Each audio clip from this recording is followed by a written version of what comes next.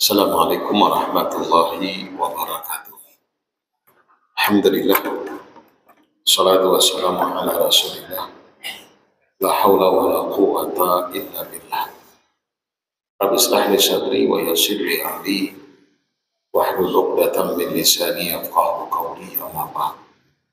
Bapak dan Ibu kaum muslimin dan muslimat, shaimin dan shaimat, jamaah salat zuhur yang dimuliakan Allah. Kita lanjut dengan apa yang kita kaji, masih berkaitan dengan Lailatul Qadar sebagaimana yang Allah sebutkan dalam Al-Quran, yang tadi kita sudah sampaikan bahwa wa ma adraka ma Lailatul Qadri khairun min alfi syahr. Kata ulama bahwa at-ta'abbud fiha khairun min ta'abbudi alfi syahr. Ibadah yang kita lakukan bila bertepatan dan bersamaan dengan malam itu nilainya jauh lebih baik daripada 1000 bulan. Kita coba untuk lanjut pada poin yang ketiga, khasais, keutamaan dan keistimewaannya. Kata ulama, lailatun ta'ummu fiha al-barakah, malam di mana di dalamnya dipenuhi dengan keberkahan. Apa itu berkah? Berkah kata ulama ziyadatul khair, al-khairul wafi, bertambahnya kebaikan yang berlimpah, itu berkah. Harta berberkah bukan dengan hanya sebatas banyaknya jumlahnya, akan tetapi apakah harta yang Allah berikan itu membawa kebaikan untuk kita. Bila mana harta itu membawa kebaikan untuk kita, menjadikan kita lebih dekat kepada Allah, menjaga hubungan baik kita dengan Allah dan sekaligus dengan makhluknya, maka hartanya berberkah. Tapi bila mana harta yang Allah titipkan itu menjadikan ia jauh daripada Allah, dengan segala macam kesibukan hingga ia lupa dengan Allah, bahkan tiada ada waktu dan kesempatan untuk mendekatkan diri kepada Allah, itu berarti hartanya tidak berberkah. Maka ada hadis diriwayatkan daripada Imam Ahmad, Rasul sallallahu alaihi wasallam bersabda, man a'tahu Allahu malan wa huwa musirrun 'ala al-ma'asi fa'lam annahu istidrak, kata Rasul. Barang siapa yang Allah berikan kepadanya harta yang berlimpah, kekayaan yang banyak, usaha yang ia jalankan maju dan berkembang pesat, namun wa huwa musirrun 'alal ma'asi, dia tetap saja melakukan maksiat kepada Allah. Artinya dengan hartanya ia tidak belanjakan di jalan Allah, dengan hartanya ia tidak ingat dan bahkan tidak melakukan kewajibannya kepada Allah dan seterusnya, sementara apa yang ia punya berlimpah. Maka kata Rasul, ketahuilah yang sedemikian itu bukan nikmat yang Allah berikan kepadanya, tapi justru nikmat. Fahuwa musirrun 'alal ma'asi fa'lam annahu istidraj. Itu adalah istidraj yang Allah peruntukkan baginya. Suatu masa nanti Allah akan ambil tiba-tiba dan Allah campakkan ia dalam kehinaan.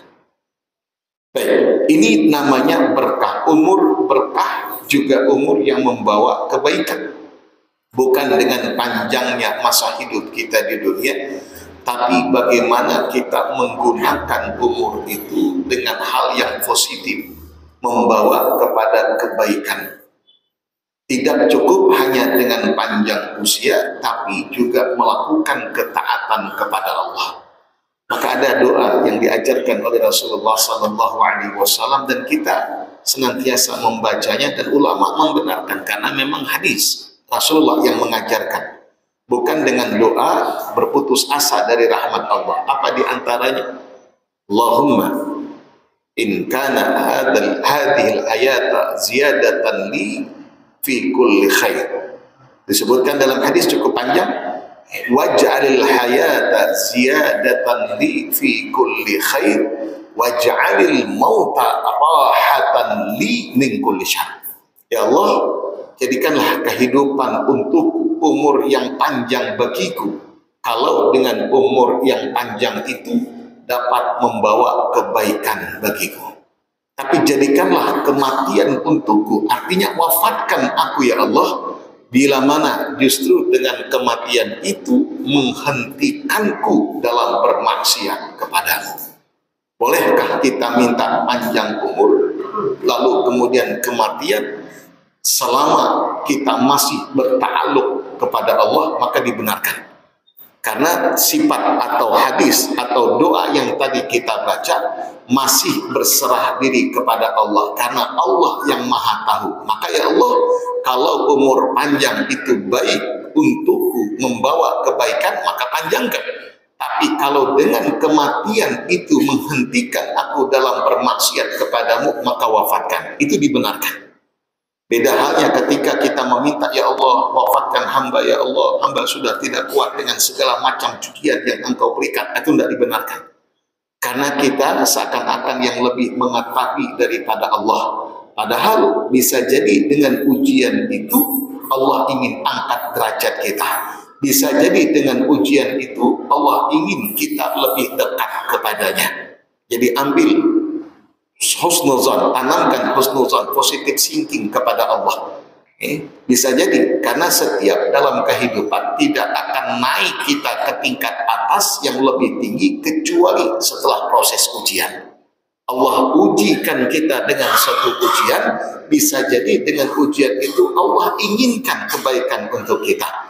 Biar kita lebih dekat dengan Allah, biar kita tidak jauh daripada Allah, biar kita senantiasa ingat dengan Allah. Ada kebaikan-kebaikan. Maka ingat hadis yang kita pernah kaji. Ajaban li amril mu'min, menakjubkan sungguh bagi orang-orang yang benar-benar beriman kepada Allah. Tiada ada yang tidak membawa kebaikan baginya.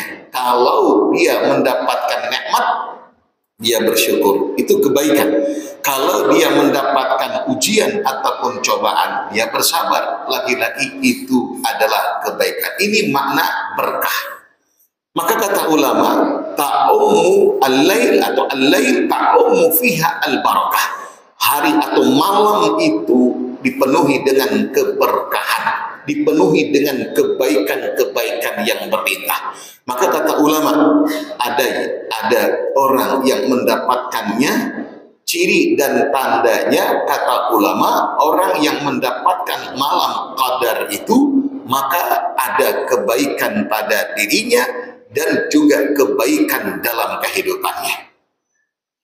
Pama kita mendapatkan qadar, malam qadar, maka ada kebaikan pada diri kita. Ibadahnya semakin meningkat, bukan semakin kendor. Hubungan kita dengan manusia semakin baik, hubungan kita kepada Allah semakin baik. Dia akan tingkatkan.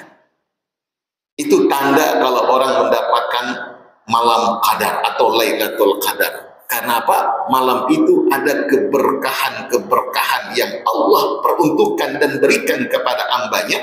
Saat ketika kita mendapatkan, maka kebaikan-kebaikan itu ada pada diri kita. Baik sikap kita, perbuatan kita, hubungan kita kepada Allah, dan hubungan antar sesama manusia akan lebih baik daripada sebelumnya. Maka kalau dengan sebaliknya, itu patut dipertanyakan. Selama ini ibadah yang kita lakukan, apakah sudah benar sesuai dengan yang diajarkan oleh Rasulullah? Puasa yang kita lakukan, apakah sudah benar sebagai dengan tuntunannya? Buktinya, kadang kenapa semakin akhir daripada Ramadan, semakin berkurang semangat kita dalam beribadah. Bahkan ketika Ramadan pergi meninggalkan, semua apa yang menjadi kebiasaan kebaikan yang ia lakukan selama di bulan itu hilang dan sirna. Itu tanda ketidakberhasilannya ia dalam didikan selama di bulan suci Ramadan. Karena ada follow up-nya. Baik, ini yang ketiga, ta'ummu fiha al-barakah, keberkahan yang berlimpah di dalamnya. Yang keempat kata ulama, al-lailah allati yanzilu fiha ruhul amin. Jibril alaihi salam ilal ardi wa ma'hul malaikatul kiram hamilina ma'hu kulla barakah. Malam di mana ketika itu Allah izinkan para malaikat jamak daripada malak artinya malaikat satu, malaikat itu jamak, berarti yang turun di malam itu tidak terhitungkan banyaknya para malaikat Allah, saking banyaknya. Itu kata ulama salam itu ketenangan. Maka kita bisa lihat tanda dan ciri alam bahwa malam qadar itu ada ketenangan di dalamnya. Keberkahan kita dapatkan dan ketenangan kita rasakan. Angin tidak begitu kuat hembusannya, tidak juga begitu dingin, tidak juga dengan panas, tapi senang, sejuk. Kita merasakan kenyamanan, kita merasakan ketenangan. Daun-daun tidak banyak bergerak. Kenapa? Ibarat kalau kita punya satu celengan, andai kita isi dengan uang logam dan uangnya tidak banyak, andai kita goncang bunyinya kuat, bising. Tapi kalau yang di dalam tabungan itu banyak uangnya, sampai penuh tabungan itu, digoncang tidak akan bunyi suaranya. Begitulah juga dalam ilustrasi kehidupan alam dunia, ketika para malaikat Allah itu diizinkan oleh Allah untuk turun di dunia, maka dunia menjadi senyap, tenang, kenyamanan. Maka di saat itu pula kita merasakan kenyamanan dalam beribadah, ada ketenangan batin, ada kenyamanan dan kenikmatan dalam ibadah yang kita lakukan. Itu tanda kalau Lailatul Qadar kita raih dan kita dapatkan. Maka tidak salah kalau malam andai tidak cukup hanya sekedar bangun untuk ibadah, keluar kita jenguk, paling tidak mungkin kalau takut keluar jenguk langit yang ada di atas sambil mengucap Rabbana ma khalaqta hadza batila subhanaka faqina adzabannar. Sebagai bentuk tadabbur kita atas ciptaan Allah, sambil merasakan kenyamanan suasana, kenyamanan udara, ketenangan dan ketentraman yang kita bisa raih dan dapatkan sebagai bentuk wujud upaya dan usaha untuk mendapatkan malam Al-Qadar. Ini yang keempat. Insyaallah kita lanjut di lain waktu dan di lain kesempatan. Wallahu taala alam. Terima kasih dan mohon maaf. Assalamualaikum warahmatullahi wabarakatuh.